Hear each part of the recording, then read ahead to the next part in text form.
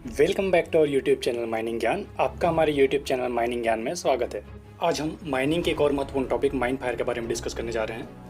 Mine Fyers को दो part में डिस्कस करेंगे। फर्स्ट पार्ट यानी आज की वीडियो में हम स्पॉन्टेनियस हिटिंग के बारे में जानेंगे कि स्पॉन्टेनियस हिटिंग किसे कहते हैं, स्पॉन्टेनियस हिटिंग की संभावित जगहें कौन कौन सी है, फैक्टर्स कौन कौन से हैं जो स्पॉन्टेनियस हिटिंग को इफेक्ट करते हैं, स्पॉन्टेनियस हिटिंग के सिम्टम्स क्या क्या हैं और स्पॉन्टेनियस हिटिंग को प्रिवेंट करने के लिए कौन कौन सी सावधानियां लेंगे। तो जानने के लिए वीडियो लास्ट तक देखिए। और यदि आपने हमारे चैनल को अभी तक सब्सक्राइब नहीं किया तो सब्सक्राइब करके बेल आइकन को प्रेस कर देंगे ताकि आपको हमारे लेटेस्ट वीडियो का अपडेट सबसे पहले मिलती रहे। तो चलिए अब देर न करते हुए अपना माइनिंग ज्ञान और बढ़ाते हैं।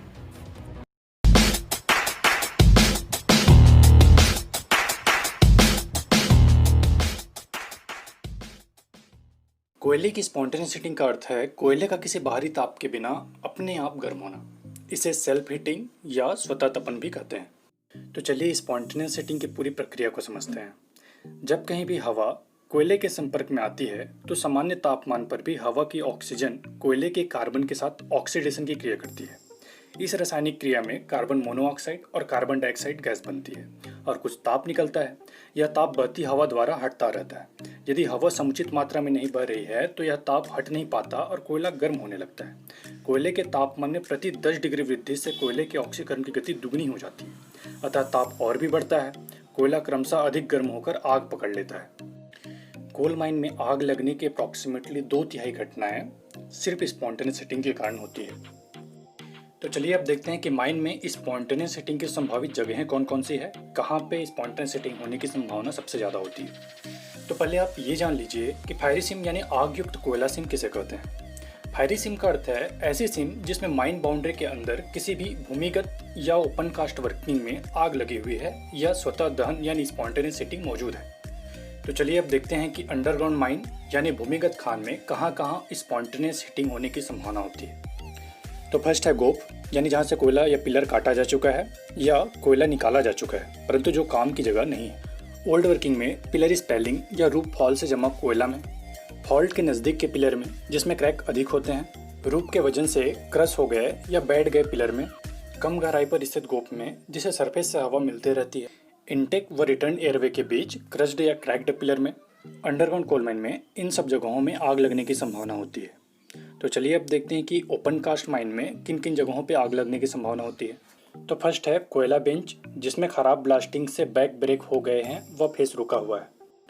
एक्सपोज्ड कोल के ऊपर हॉट एश को डंप करने से आग का लगना, कोयले के बंद फेस के बेस के पास छूटा लूज कोयला, पहले से डेवलप्ड पिलर का जिसका डेवलपमेंट अंडरग्राउंड मेथड से हुआ है का एक्सट्रैक्शन ओपन कास्ट मेथड से करने से।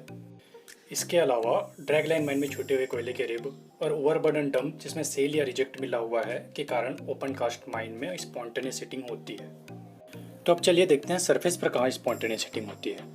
हमें पता है कि कोयला जैसे ही एयर के संपर्क में आता है कोयले में स्थित कार्बन एयर में स्थित ऑक्सीजन के साथ ऑक्सीडेशन की क्रिया करती है और कार्बन मोनोऑक्साइड कार्बन डाइऑक्साइड के साथ साथ हीट भी जनरेट करती है। फिर कोयला कहीं का भी हो, चाहे अंडरग्राउंड का हो, चाहे ओपन कास्ट का हो, चाहे सरफेस में रखा कहीं कोयला हो, ऑक्सीजन के संपर्क में आने के बाद उसमें ऑक्सीडेशन की क्रिया होगी ही और उसमें हीट भी जनरेट होगा।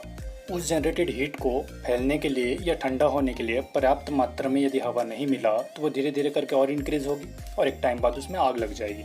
तो सरफेस पर कहाँ स्पॉन्टेनियस हीटिंग हो सकती है? जहाँ कोल स्टॉक रखा है। तो स्पॉन्टेनियस हीटिंग रोकने के लिए कोल स्टॉक में पुराने कोयले को पहले डिस्पैच करते हैं ताकि स्पॉन्टेनियस हीटिंग होने से पहले पहले वो कोयला यूज हो जाए और कोल स्टॉक को समय समय पर डोजर से दबाते रहते हैं ताकि एयर के संपर्क में आने से रोका जा सके। तो चलिए देखते हैं स्पॉन्टेनियस हीटिंग को कौन कौन से फैक्टर प्रभावित करते हैं। तो फर्स्ट फैक्टर है chemical composition of coal. High rank coal जिसमें कार्बन कंटेंट ज़्यादा है ज़्यादा रिस्पॉन्सिबल होता है स्पॉन्टेनियस हीटिंग के लिए as compare to low rank coal जिसमें कार्बन कंटेंट कम है। जैसे lignite and bituminous coals are susceptible to spontaneous heating but fires are practically unknown in anthracite coal mines. इसके अलावा यह भी ध्यान में रखिएगा विद ऑक्सीजन कंटेंट ऑफ 2% और less coal is not liable to spontaneous heating. Next है banded constituents of coal. कोल के जो ब्राइट कंस्टिट्यूएंट है जैसे विट्रेन क्लेरेन ज़्यादा लायबल होते हैं स्पॉन्टेनियस हीटिंग के लिए as compare to dull constituent like durain fusain. Next factor है फ्राइबिलिटी। कोल जो कि आसानी से क्रश हो जाता है या छोटे साइज में आसानी से टूट जाता है ज़्यादा लायबल होता है स्पॉन्टेनियस हीटिंग के लिए as compare to hard coal. इसके अलावा presence of iron pyrites, nature of adjoining strata, depth of seam, thickness of seam, geological disturbances, ये सारे फैक्टर भी स्पॉन्टेनियस हिटिंग को प्रभावित करते हैं। तो चलिए अब देखते हैं कि स्पॉन्टेनियस हिटिंग यानी स्वतः तपन के लक्षण कौन कौन से हैं। फर्स्ट पॉइंट है गोप किनारे, रिटर्न हवा में या सब्सटेंस एरिया में गॉब स्टिंग यानी आग की गैस जैसी हल्की मीठी सड़ती लकड़ी जैसी गंध मिलना। हीटिंग बढ़ने पर गंध पेट्रोल जैसी जो बाद में कोल तार जैसी हो जाती है। हवा में जल वाष्प के कारण धुंधलापन तथा रूफ व साइड व सपोर्ट पर पानी की बूंद का मिलना। मनुष्यों को बेचैनी, नाक में सुरसुराहट व गले में सूखापन। मेजरमेंट करने पर बढ़ा हुआ वेट व dry bulb temperature. CO detector से चेक करने पर या एयर सैंपल लेकर चेक करने पर हवा में कार्बन मोनोऑक्साइड मिलना या उसका क्रमशः बढ़ना। ग्राहम रेशियो यानी उत्पन्न हुए कार्बन मोनोऑक्साइड व खर्च हुई ऑक्सीजन के अनुपात का क्रमशः बढ़ना। किसी भी सीम का ग्राहम रेशियो लगभग स्थिर रहता है 0.1 से 0.5 के बीच। यह रेशियो 1% या अधिक होना स्वतः तपन का विश्वसनीय लक्षण है। रेगुलेशन में इसी तरीके का प्रावधान है।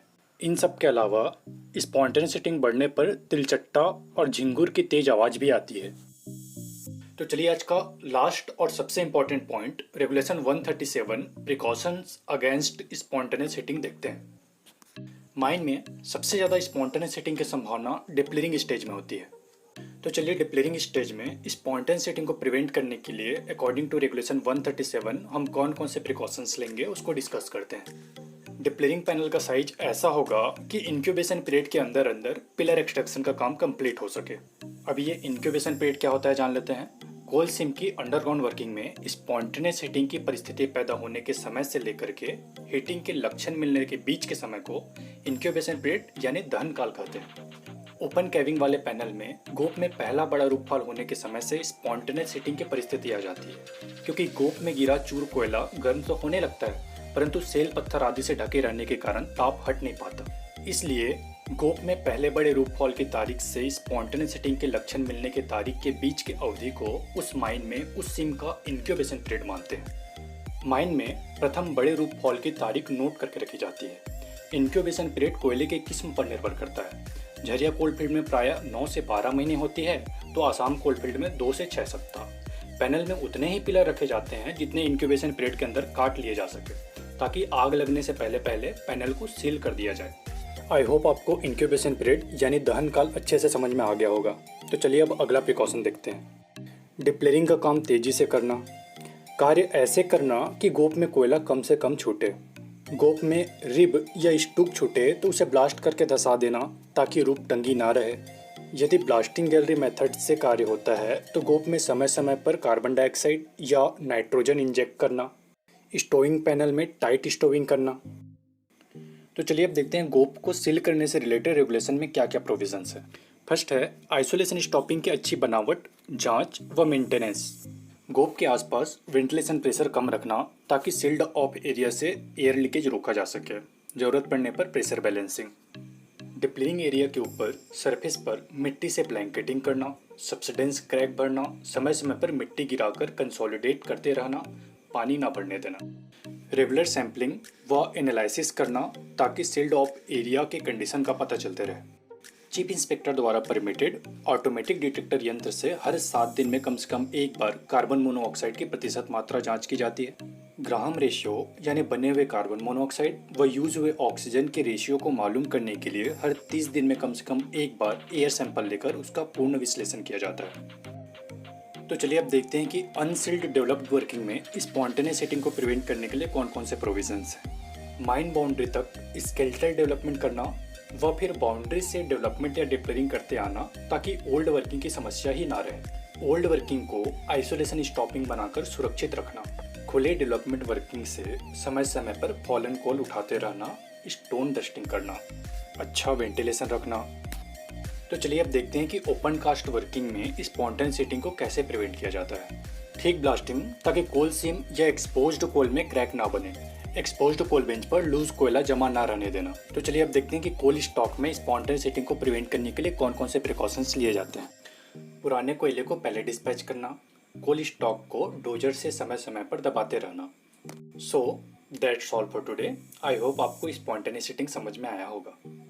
कुछ लोगों को हो सकता है कुछ टर्म्स समझ में नहीं आए होंगे, तो तो जब मैं इस टॉपिक से रिलेटेड और भी वीडियो अपलोड करूंगा, जैसे panel system of working, development, depillaring, stopping जैसे कई सारे टॉपिक्स पे, तो उन वीडियोस को देखने के बाद आप दोबारा से यह वीडियो देखिएगा, आपको सब चीज़ें आसानी से समझ में आने लगेंगी। Thanks for watching. If you like the video, hit the like button, share this video and subscribe our YouTube channel for more mining related videos.